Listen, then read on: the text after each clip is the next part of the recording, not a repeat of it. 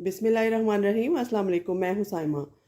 तो आज मैं आपको एक सीज़नल जो बीमारी है, इन्फेक्शन कह लें आप इसको या बीमारी कह लें, वो है डेंगू का बुखार, जो कि बहुत ही कई दफ़ा ख़तरनाक हद तक बढ़ जाता है।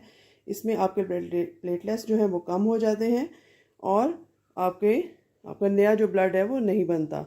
तो उसके लिए ज़रूरी है कि हम किस तरह से इसको ओवरकम कर सकते हैं। अगर किसी को खुदा न खास्ता हो जाए घर में, तो आपने क्या करना है फौरी स्टेप।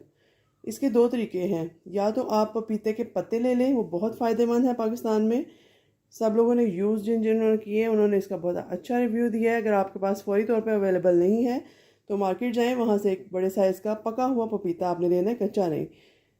तो जैसा कि आप देख सकते हैं, यहाँ मेरे टाइम की बचत के लिए पपीते का जूस जो है वो थोड़ा सा पानी मिला के इसको बीज निकाल के बना के रख लिया था। और यहाँ पे आप देख सकते हैं कि लेमन है और अदरक है, ये भी मैंने उसी वक्त इसके अंदर डाल दिया था। अगर आप एक्स्ट्रा लेमन डालना चाहें तो और बेस्ट हो जाएगा। और इसको छील के काट के अच्छे से क्यूब्स बना के मैंने इसका जूस बना लिया है। और उसके साथ एक और ख़ास चीज़ जाएगी, जो कि यहाँ आप देख सकते हैं, ये एप्पल जूस है मेरे पास। सफ़ेद वाले सेब आपने लेने हैं, पके हुए लाल नहीं लेने। ये वो वाला जूस बना के मैंने रख लिया है। बस इन सब चीज़ों को अब अच्छे से इस जग में मिक्स करेंगे। ये तकरीबन आप ये साइज़ देख सकते हैं, काफ़ी बड़ा है पपीते का ना, आप ये देख सकते हैं। तो यहाँ पर ये ले लिया है मैंने, आधा काट के इसमें डाल दिया था। अब एक्स्ट्रा लेमन मैं इसमें डालूँगी, जो कि बहुत फ़ायदेमंद होता है। इसको इस तरह से स्क्वीज़ करेंगे हथेली पे रख के, जिस तरह से मैंने आपको बताया था। इस तरीके से एक बड़े साइज़ का लेमन इसमें डाल दूँगी मैं। अदरक मैंने डाल दिया है।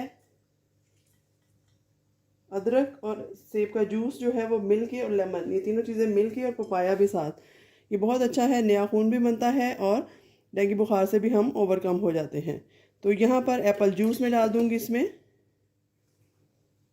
अगर आप चाहें तो इसमें चीनी ऐड कर सकते हैं, लेकिन मैं इसको एज इट इज़ ही बना रही हूँ। इसको अच्छा सा मिक्स कर लेते हैं, इसके इंग्रेडिएंट्स को इस तरीके से। तो बाकी चीज़ें मैं हटा देती हूँ और यहाँ पर इसको हम सर्विंग मग में डाल देंगे। अगर आप चाहें तो इसमें थोड़ा सा काला नमक भी ऐड कर सकते हैं। ये देखिए जी, एप्पल पपाया जूस, जो कि मज़ेदार भी होगा, एप्पल डालने की वजह से मीठा भी हो जाएगा और इसमें हमें इसके फ़ायदे भी ढेर सारे मिलेंगे। तो आप अगर किसी को ज़रूरत है तो उसको सदका जारिया समझ के आप बताएं इसका ज़रूर, ताकि वो लोग भी इस मसले से जान छुड़ा सकें।